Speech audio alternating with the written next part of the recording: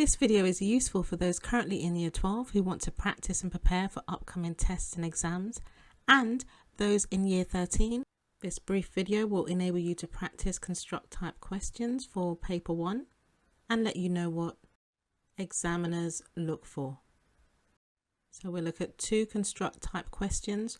The last question, students find that topic area quite tricky, but hopefully the more practice you have, the better. You can pause the video as we go along and attempt to answer the questions. So this is what our first construct type question looks like, and that's what construct type questions tend to look like. You will have the command word construct and you will have a box below.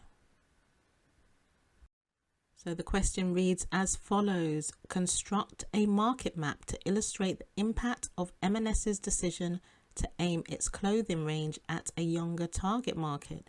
And here is the case study. Headline: Marks and Spencer's M&S plan to revive its brand. High street brand M&S has long been a sign of British quality and tradition. It provides a range of food, clothing and homeware, but over the past 2 years, the business has struggled to maintain its iconic status.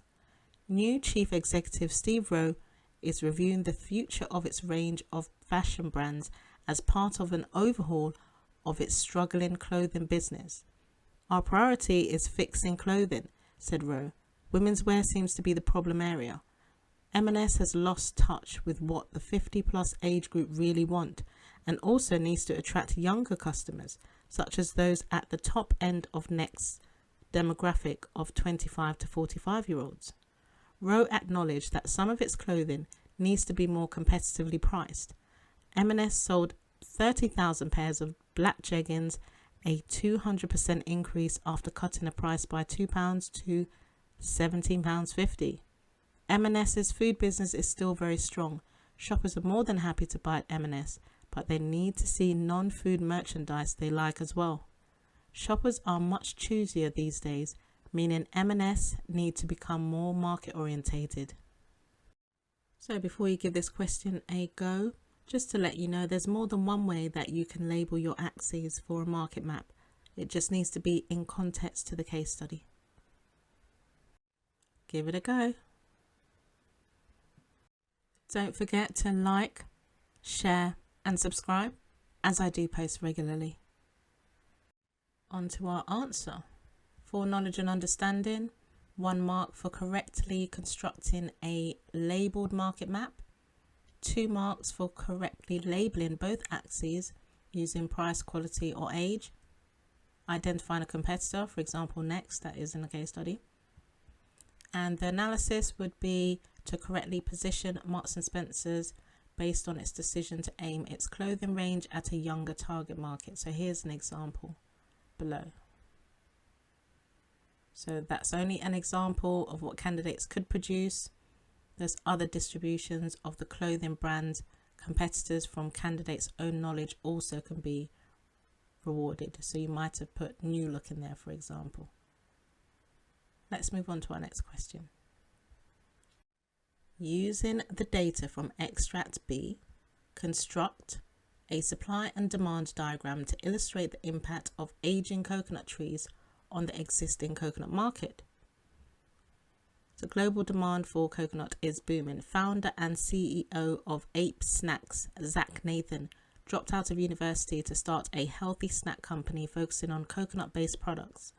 Ape Snacks aims to encourage the average person to eat a better diet whilst operating as an environmentally responsible business. In the past decade, the global demand for coconut has grown by 500%.